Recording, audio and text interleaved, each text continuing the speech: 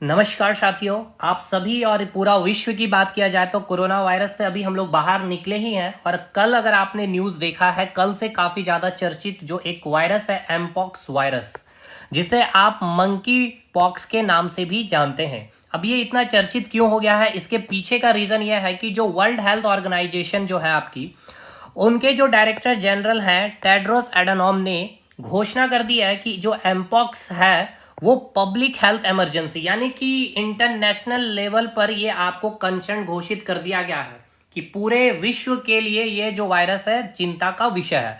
अब इस पे थोड़ा सा हम लोग बात कर लेते हैं कि ये मंकी वायरस आखिर है क्या, ये कैसे फैल सकती है, क्या इसके सिम्टम हो सकते हैं, क्या इसके प्रिकॉशन हो सकते हैं।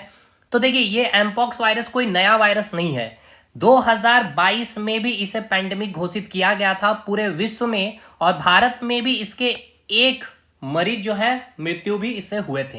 लेकिन सबसे इंपॉर्टेंट बात यह है कि जो एमपॉक्स वायरस का जो उस टाइम की जो वेरिएंट थी, यानी कि जो ओल्ड वेरिएंट थी जिसे हमने नाम दिया था क्लैड 2 का, वो लेस डेंजर था। देखिए, लेस डेंजर कहने का मतलब ये कि इससे इसका जो ट्रांसमिशन रेट था वो कम था, इससे लोग की मृत्यु जो थी वो काफी कम होने की चांसेस थी। लेकिन अभी जो आप न्यू वेरिएंट जो अभी आपने देखा है, यानी कि जो अभी हम लोग बात कर रहे हैं जिसके लिए पब्लिक हेल्थ इमरजेंसी की घोषणा की गई है, ये जो न्यू वेरिएंट है काफी डेंजरस साबित हो रही है। और आप अगर वेस्टर्न अफ्रीका में, कॉन्गो में या फिर केनिया में आप देखेंगे तो इससे कई ऐसे लोग हैं जो मृत्यु हो गए हैं। अभी देखिए, जो न्यू वेरिएंट है इनका नाम है क्लैड 1। अब एमपॉक्स वायरस में जो बात किया जा रहा है कि अफ्रीका में इससे 524 लोगों की मृत्यु हो गई है। और सबसे इंपॉर्टेंट बात यह है कि अब ये हमारे पड़ोसी देश में भी, अफ्रीका से ये स्प्रेड होते हुए स्वीडन और पाकिस्तान में भी इसके 3 केस मिल गए हैं। और एक इंपॉर्टेंट बात यह है कि जो स्वीडन में जो भी केस मिले हैं उसमें जो वेरिएंट देखा गया है वो क्लैड 1 है। पाकिस्तान के जो ये 3 केसेस मिले हैं, अभी इसका अभी कोई भी चीज़ अभी कंफर्मेशन नहीं है कि इसमें जो एमपॉक्स के जो वेरिएंट मिले हैं वो ओल्ड है या न्यू वाले हैं। तो बात यहाँ पे एक चीज समझ में आया कि जो ये वायरस है आपका ओल्ड वायरस है, 2022 में भी इसे बात की जाए तो पूरे के पूरे 60 देशों में इसे ग्रसित थे, जिसमें से भारत भी ग्रसित था, जिसे एक मृत्यु भी हुई थी। लेकिन ये जो वेरिएंट थी ये काफी कम, या कहा जाए तो ट्रांसमिशन रेट या इससे मृत्यु होने की चांसेस काफी कम थी। लेकिन अभी जो न्यू वेरिएंट हम लोग जो देख रहे हैं क्लैड 1 के नाम से जाना जा रहा है, जो काफी चिंता का विषय है। ट्रांसमिशन रेट काफी अधिक है, यानी कि संक्रमण होने की क्षमताएं काफी ज्यादा है इस वायरस से।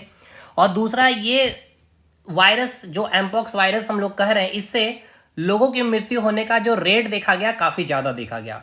अब इसमें जो आप बात कर रहे हैं कि देखिए, ये जो वायरस है, आप जैसे कि स्मॉल पॉक्स की जो बात करते हैं ना, सेम चीज है, वही है, ऑलमोस्ट चीजें।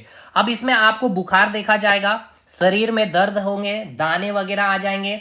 जिस प्रकार से स्मॉल पॉक्स में आपको होता है, पहले क्या होता है, बुखार आएगी, फिर धीरे धीरे दाने निकलेंगे और वो दाने फिर बड़े होंगे और फिर वो पपड़ी का रूप लेकर के वो निकल जाता। सेम एज इट इज इसमें भी आपको सेम लक्षण देखने को मिलेगा। जैसे कि यहाँ लिखा भी गया है, बुखार आएगा, सर दर्द होंगे, मांसपेशियों में दर्द होंगे, हाथ पैर में जो है आपके दाने बड़े बड़े निकल जाएंगे। तो ये इसका सिम्टम है।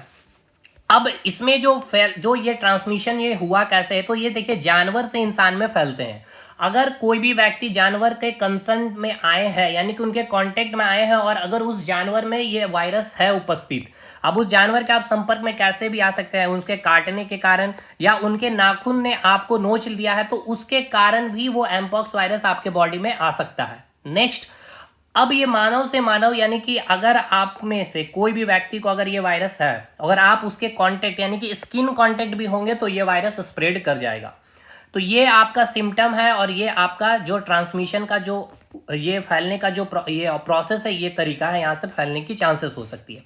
दूसरी सबसे इंपॉर्टेंट बात यह है कि ये अपने आप सेल्फ लिमिटिंग डिजीज इसे कहा जाता है, यानी कि खुद भी ये ठीक हो सकती है। बहुत ऐसा जरूरी नहीं है कि बहुत लोगों को इसके लिए मेडिसिन लेना है या वायरस है। लेकिन सबसे इंपॉर्टेंट बात यह है कि जिस व्यक्ति का इम्यून सिस्टम कमजोर है, जो बुजुर्ग व्यक्ति हैं और जो बच्चे, उनके लिए ये डेंजर हो सकता है ये वायरस। तो ये एक इम्पॉर्टेंट, आप अभी के समय की बात की जाए तो मंकी वायरस। और दूसरी, अगर हिस्टोरिकल बैकग्राउंड में अगर आप जाते हैं कि इसका नाम मंकी वायरस क्यों रखा गया या मंकी पॉक्स क्यों रखा गया, तो सबसे पहले जो ये वायरस देखा गया था 1958 की बात है। डेनमार्क कोपेनहेगन की राजधानी में जो रिसर्च सेंटर है, वहां पे बहुत सारे बंदरों को रखा गया था रिसर्च पर्पज से।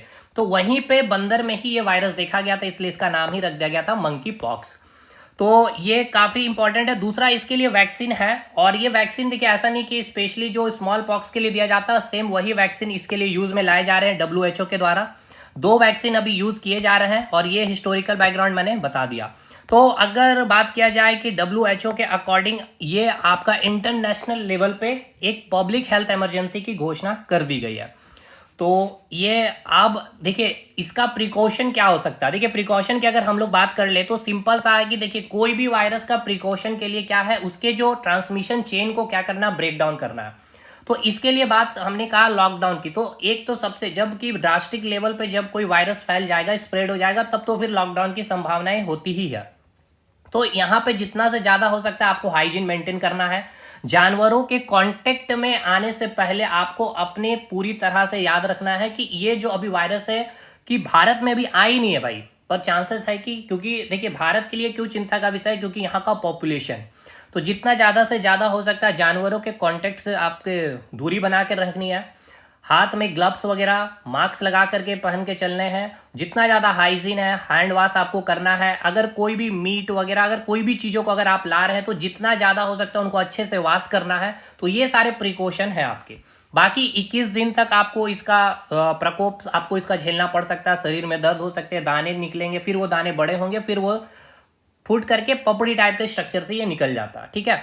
और मैंने ये भी बता दिया कि किन के लिए डेंजर है। तो भाई बाकी ये मंकी वायरस काफ़ी अभी चर्चित है, तो इसके बारे में छोटी सी अपडेट है, और देखा जाए कि इसको लेकर के अभी और भी क्या चीज़ें चलती है। चलिए मिलते हैं हम लोग नेक्स्ट वीडियो में, तब तक के लिए धन्यवाद।